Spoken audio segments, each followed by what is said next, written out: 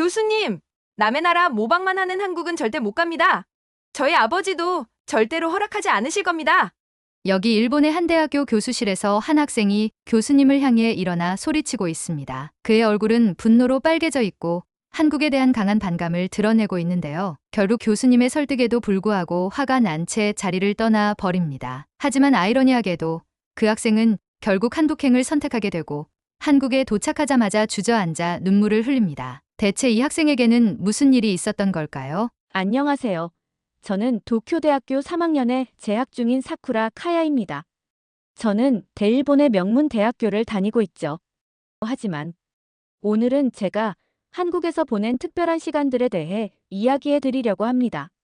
그런데 이야기를 시작하기 전에 솔직히 고백할 것이 있습니다. 저는 한국을 정말 싫어했습니다. 제가 한국을 이토록 싫어하게 된 이유는 어린 시절부터 아버지의 영향이 컸습니다. 아버지는 일본의 대형 전자회사에서 해외 영업부장으로 일하시는데 한국 기업들과의 경쟁으로 늘 스트레스를 받으셨죠. 또 한국 기업이 우리 기술을 모방했어 이번에도 한국 때문에 계약을 놓쳤다. 퇴근하신 아버지의 한숨 섞인 말씀이 저녁 식탁에서 자주 들려왔습니다. 아버지의 긴장감이 저에게 그대로 전해졌고 특히 한국 기업들이 세계 시장에서 승승장구한다는 뉴스가 나올 때면 아버지의 표정이 어두워졌습니다. 저는 자연스럽게 한국 기업들에 대해 좋지 않은 감정을 갖게 되었습니다. 중학교에 들어가서는 교과서나 뉴스에서 한일 관계의 여러 갈등을 접하게 되었습니다. 독도 문제, 역사 교과서 문제, 문화 갈등. 이런 이야기들을 들을 때마다 아버지의 말씀이 떠올랐고 한국은 왜 항상 일본을 견제하고 비난하기만 하는 걸까 하는 생각이 들었습니다. 이런 경험들이 쌓이면서 저는 한국에 대한 이야기가 나오면 정말 피가 거꾸로 솟구칩니다. 뉴스에서 한국 관련 부정적인 소식이 나올 때마다 역시 그렇지라고 생각했고 주변에서 한국을 비판하는 이야기를 들을 때마다 고개를 끄덕였습니다. 중학교 수업 시간에 독도 문제로 한국과 일본의 갈등을 배웠는데 그때 담임 선생님께서 하신 말씀이 아직도 기억납니다. 한국은 항상 과거의 일을 들먹이며 우리나라를 비난하지. 우리가 얼마나 사과하고 보상했는데 이런 경험들이 쌓이면서 저는 자연스럽게 한국에 대한 반감을 키워갔습니다. 그리고 고등학교에 입학하면서부터는 더욱 큰 혼란을 겪었습니다. 우리 일본이 훌륭한 문화를 가지고 있는데 왜 자꾸 한국 문화만 주목받는 거야? 점심시간에 친구 유키가 불만스럽게 말했습니다. 다른 친구들도 고개를 끄덕였고 저도 같은 생각이었습니다. 최근 우리 학교에도 한류 동아리가 생겼다는 소식에 저희 그룹 친구들은 모두 눈살을 찌푸렸죠. 있잖아. 어제 동생이 한국 아이돌 콘서트 표를 샀다고 하더라. 말도 안 통하는 노래를 보러 가겠다고 용돈을 다 써버렸어. 마코토가 한숨을 쉬며 말했습니다. 우리나라 아이돌은 안 좋아한다면서. 이해가 안 돼. 레이카가 답답하다는 듯이 말했습니다. 친구들과 함께 있으면 한국 문화에 대한 이야기가 자주 나왔습니다. 특히 최근에는 한국 드라마가 국제상을 수상했다는 뉴스를 보고 우리끼리 불만을 토로했죠. 일본 드라마는 더 섬세하고 작품성이 있는데 왜 자꾸 한국 드라마만 상을 받아? 게다가 한국은 우리 문화를 베끼기만 하는데. 친구들의 이야기를 들으며 저는 더욱 확신했습니다. 제가 한국에 대해 느끼는 이 불편한 감정이 결코 틀리지 않다고요. 우리 모두가 같은 생각을 하고 있으니까요. 하지만 제 어머니의 생각은 달랐습니다. 특히 어머니께서는 자주 이런 말씀을 하셨죠. 사쿠라, 네가 싫어하는 것들을 직접 경험해보면 새로운 시각이 생길 거야. 편견은 무지에서 비롯되는 법이란다. 처음에는 어머니의 말씀을 무시했습니다. 대학교에 입학한 후에도 상황은 크게 다르지 않았습니다. 오히려 더 깊어졌다고 할까요? 국제관계학과에서 만난 저의 친구들도 대부분 저와 비슷한 생각을 가지고 있었습니다. 한국이 우리나라 문화재 반환을 요구한다는 기사 봤어? 세미나 수업이 끝난 후 미나미가 휴대폰을 보여주었습니다. 또 시작이네. 자기들은 맨날 과거 얘기만 하면서.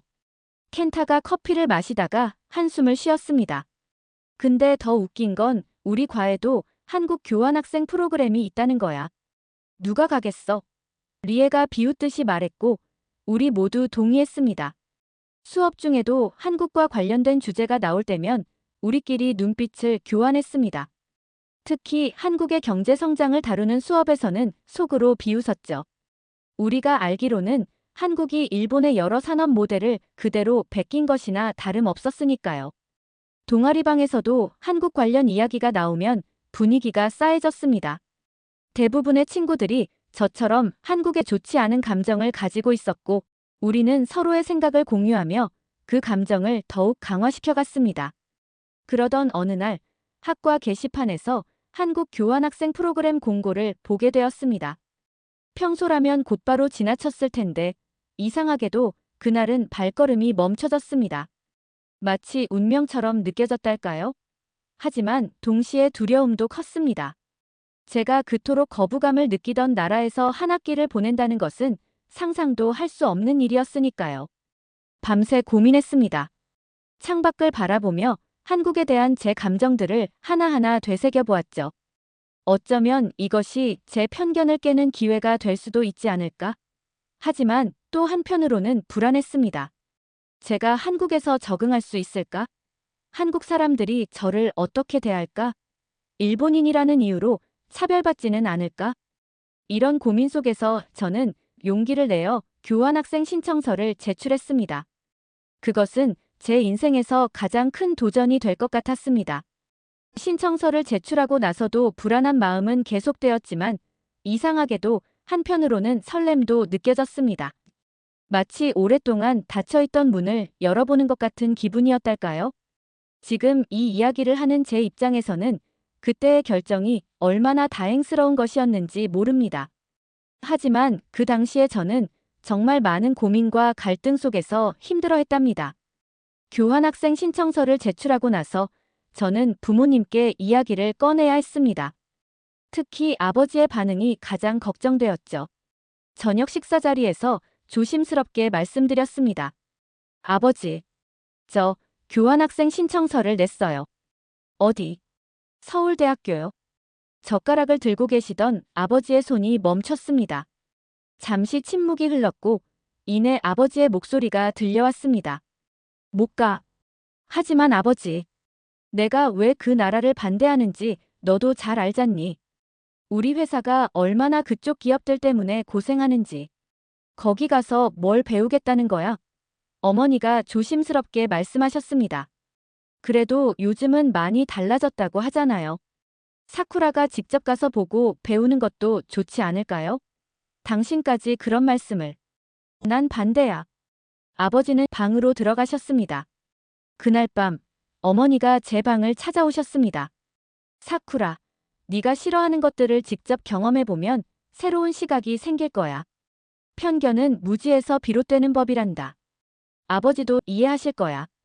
내가 설득해볼게. 어머니의 따뜻한 위로에 작은 희망을 느끼며 제 선택이 아버지에게 어떻게 받아들여질지 불안했습니다. 다음 날 나카무라 교수님께서 저를 연구실로 부르셨습니다. 카야 학생, 자네의 성적을 보니 정말 훌륭하군. 서울대 김 교수님이 특별히 자네를 추천하셨다고 하셨어. 하지만 저는 고개를 저었습니다. 죄송합니다. 아버지가 반대하셔서. 그렇군. 하지만 세계는 빠르게 변하고 있네. 한일 관계도 마찬가지지. 자네 아버님 회사도 언젠가는 한국 기업들과 협력해야 할 때가 올 걸세. 교수님의 말씀이 제 마음에 깊이 박혔습니다. 그날 저녁 다시 한번 아버지께 말씀드렸습니다. 아버지, 저 나중에 아버지 회사에서 일하고 싶어요. 그러려면 경쟁사도 알아야 하지 않을까요? 한국 기업들이 어떻게 일하는지, 어떤 전략을 쓰는지. 아버지는 잠시 생각에 잠기셨습니다.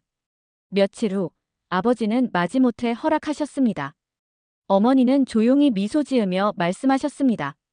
네가 용기를 낸 것은 좋은 선택이구나. 무슨 일이 있어도 엄마 아빠가 있으니 걱정하지 말거라. 하지만 제 마음은 여전히 불안했습니다.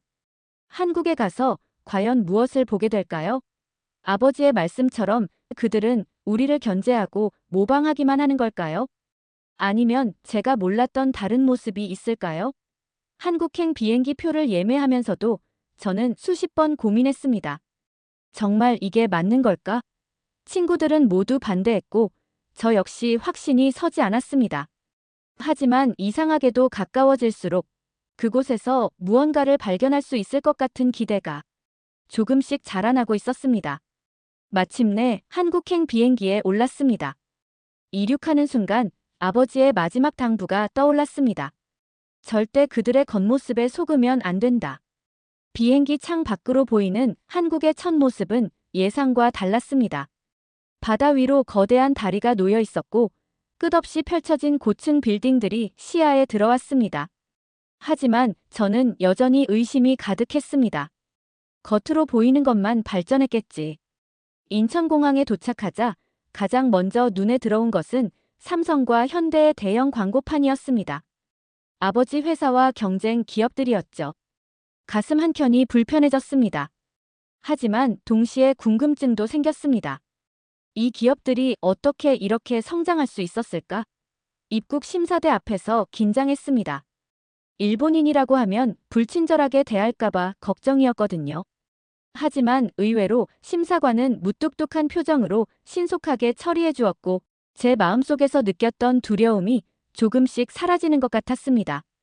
공항철도를 타고 서울로 향하는 길, 차창 밖으로 한국 기업들의 거대한 사옥들이 보였습니다. 아버지가 경쟁사라고 말씀하시던 그 회사들의 실체를 직접 보니 복잡한 감정이 들었습니다. 이런 게 아버지를 힘들게 했던 거구나. 그런 생각이 들면서도 동시에 이 기업들이 어떤 혁신을 이루었을지 궁금해지는 저를 발견했습니다. 택시 안에서 운전기사님이 일본어로 말을 걸어왔습니다. 일본에서 오셨어요? 저희 아들이 일본 회사에서 일하고 있어요. 아, 그러시군요. 대화를 최대한 피하고 싶었지만 운전기사님은 계속 이야기를 이어갔습니다. 요즘은 한일 기업들이 서로 협력도 많이 하잖아요. 경쟁만 하다간 중국한테 다 뺏길 텐데 말이에요. 그 말을 듣는 순간 문득 나카무라 교수님의 말씀이 떠올랐습니다. 언젠가는 협력해야 할 때가 온다고 하셨죠. 하지만 저는 여전히 확신할 수 없었습니다. 기숙사에 도착해서 창밖을 바라보니 서울의 야경이 펼쳐졌습니다. 반짝이는 빌딩들 사이로 한국 기업들의 로고가 빛나고 있었죠. 도쿄와 비슷하면서도 다른 풍경이었습니다. 도시의 소음이 저를 감싸 안으면서 두렵기도 하고 설레기도 했습니다. 첫날 밤, 저는 오랫동안 잠들지 못했습니다. 낯선 도시의 소음과 함께 복잡한 생각들이 머릿속을 맴돌았습니다. 한국에 대한 경계심은 여전했지만 이상하게도 작은 호기심도 함께 자라나고 있었습니다. 이곳이 과연 어떤 모습일지, 어떤 사람들을 만나게 될지 저는 그저 내일이 기다려졌습니다. 문화체험 주간이 시작되고 게시판에 특별한 공지가 눈에 띄었습니다. 한국 대기업 탐방 프로그램 삼성전자, 현대자동차. 탐방 첫날, 저는 의도적으로 꼬투리를 잡으려 했습니다. 분명 겉모습만 번지르르 하겠지. 하지만 연구개발센터에서 본 광경은 충격적이었습니다. 저희는 하루에도 수십 건의 특허를 출원합니다. 글로벌 시장에서 독자적인 기술력으로 승부하는 것이 저희의 목표입니다. 연구원의 설명을 들으며 놀랐습니다. 저는 한국과 일본이 경쟁만 있을 거라 생각했는데 의외로 많은 프로젝트를 함께 진행하고 있었습니다. 일본의 세세한 품질 관리 노하우와 저희의 빠른 의사결정 시스템이 만나면 시너지가 큽니다. 점심시간, 한 일본인 연구원과 이야기를 나눌 기회가 있었습니다. 저도 처음에는 편견이 있었어요. 하지만 여기서 일하면서 많이 배우고 있습니다. 한국과 일본은 서로의 부족한 점을 보완할 수 있는 좋은 파트너예요. 그의 말에 저는 할 말을 잃었습니다. 문화체험 프로그램도 새로운 시각에서 보게 되었습니다. 한복 체험을 하면서도 일본 기모노를 따라한 거겠지라는 생각 대신 고유한 문화적 가치를 발견하려 노력했습니다. 한국어 수업에서는 비즈니스 한국어를 배우게 되었는데 처음으로 진지하게 임했습니다. 언젠가 이 언어로 비즈니스를 하게 될지도 모른다는 생각이 들었기 때문입니다. 다음 날은 스타트업 기업들을 방문했습니다. 젊은 직원들의 자유로운 분위기, 수평적인 의사소통, 그리고 빠른 의사결정 과정을 보며 또 한 번 놀랐습니다. 저희는 실패를 두려워하지 않습니다. 빨리 실패하고, 빨리 배우고, 빨리 개선하는 것이 저희의 문화죠. 이런 말을 들을 때마다 아버지의 회사가 떠올랐습니다. 왜 우리는 이렇게 변화하지 못할까? 우리도 저런 시도를 해볼 순 없을까? 문화체험 주간이 끝나갈 무렵, 저는 제 안에서 일어난 변화를 부정할 수 없었습니다.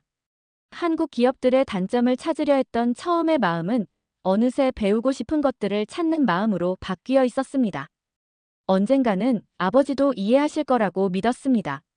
다음은 조별 과제 조 편성하겠습니다.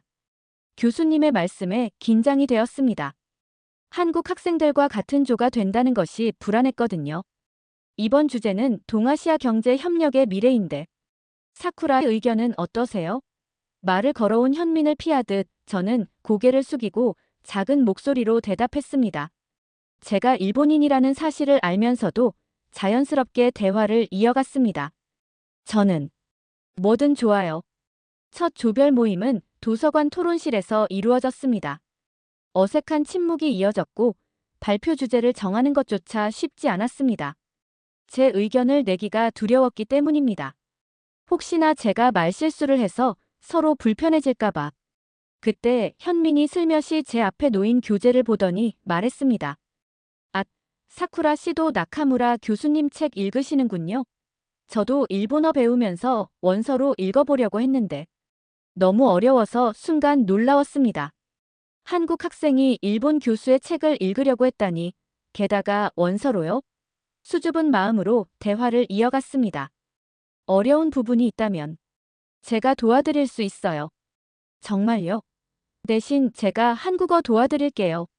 그렇게 시작된 대화는 자연스럽게 과제 주제로 이어졌습니다.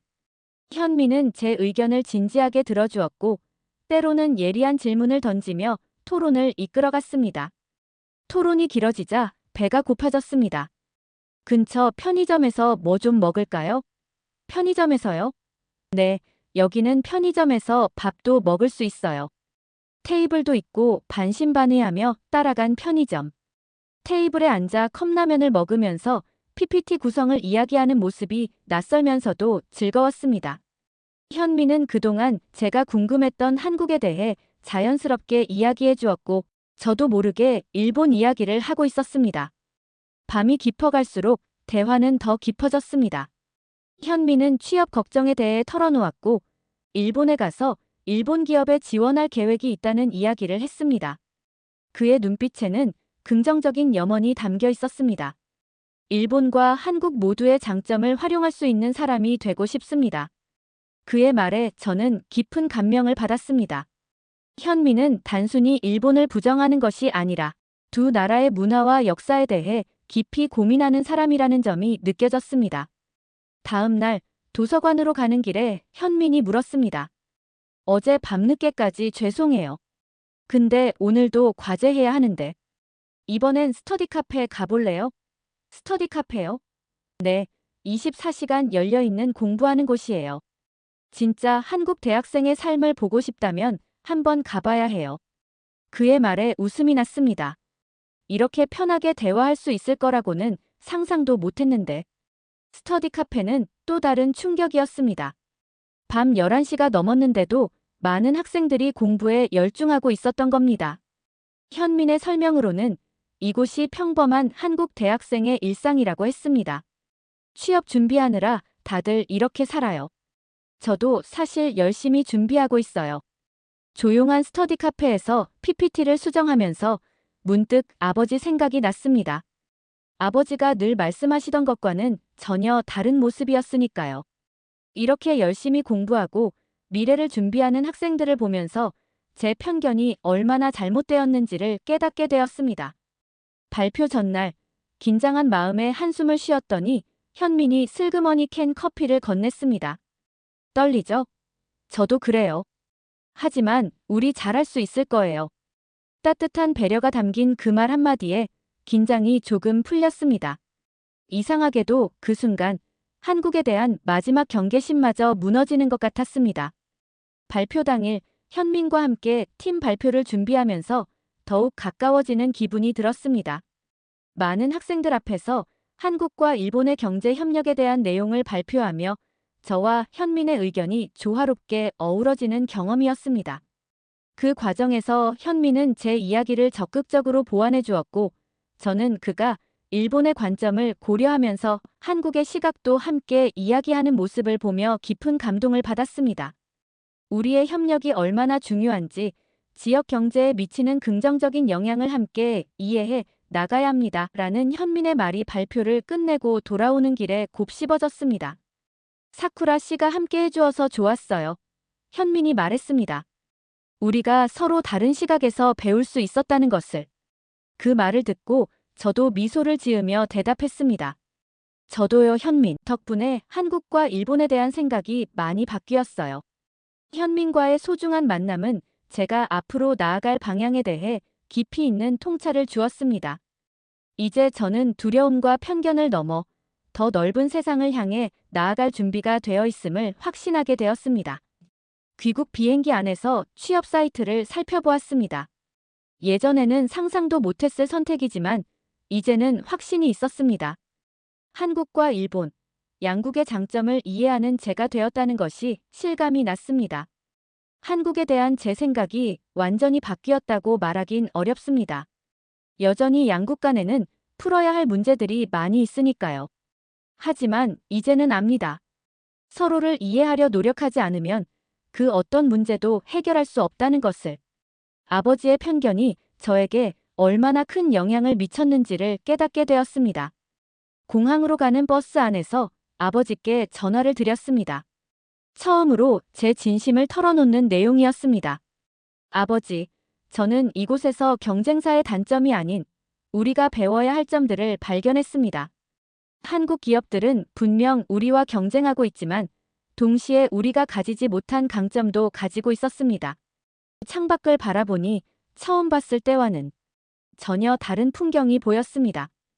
이제는 이 도시의 빌딩들이 단순한 경쟁자의 상징이 아닌 새로운 가능성의 증거로 보였습니다. 귀국 후 친구들과 시부야의 평소 가던 카페에서 만났습니다. 제가 한국에서 찍은 사진들을 보여주며 이야기를 나누는데 처음에는 무관심하던 친구들의 반응이 달라지기 시작했습니다. 그럼 진짜 한국 기업 취업 준비하는 거야? 유키가 갑자기 진지한 표정을 지었습니다. 응, 다음 달에 서류 제출하고 면접까지 가게 되면 한국어로 면접을 봐야 해서 걱정이야. 너 정말 대단한 결정을 했네. 나도 사실 요즘 진로 때문에 고민이 많았어. 마코토가 제 노트북 화면을 들여다보더니 한숨을 쉬었습니다. 여기 신입 연봉이랑 근무 조건 꽤 괜찮아 보이는데. 나도 한국어 배워볼까? 류코는 조용히 듣고만 있다가 불쑥 말을 꺼냈습니다. 사실 나도 한국 교환학생 프로그램 알아보고 있어. 처음 한국에 갈 때 저를 말렸던 친구들이 이제는 각자의 방식으로 새로운 가능성을 고민하고 있었습니다. 도쿄로 돌아온 지 한 달, 저는 결심했습니다. 한국의 대기업 신입 공채에 지원하기로요. 친구들은 이제 제 결정을 응원해줍니다. 아버지께 이 결심을 말씀드렸을 때 잠시 침묵이 흘렀습니다. 정말 네가 가고 싶은 길이 그거니? 네. 제가 직접 보고 경험한 한국에서 새로운 시작을 하고 싶어요. 아버지는 깊은 생각에 잠기셨다가 말씀하셨습니다. 내 선택을 존중하마. 그동안 내 편견이 너에게도 영향을 줬던 것 같구나. 그 말에 저는 안도감을 느꼈습니다. 이제 저는 서울에서의 새로운 삶을 준비하고 있습니다. 한국어 공부는 물론이고 그곳의 비즈니스 문화와 예절도 배우고 있습니다. 이제 저는 압니다. 진정한 변화는 한 사람의 용기 있는 첫걸음에서 시작된다는 것을. 저의 다음 이야기는 서울에서 시작될 것입니다. 이번 경험이 저에게 얼마나 많은 기회와 가능성을 제공할지 기대하며 새로운 시작을 향한 저의 여정을 마음껏 펼쳐갈 준비가 되어 있습니다. 이제 저는 두려움을 넘어 한국에서 얻은 소중한 경험을 바탕으로 새로운 길을 향해 나아가려 합니다. 앞으로 저를 더욱 성장하게 할 것입니다. 오늘 그녀의 이야기 어떠셨나요? 사연이 마음에 드셨다면 구독과 좋아요 부탁드립니다. 시청해 주셔서 감사합니다.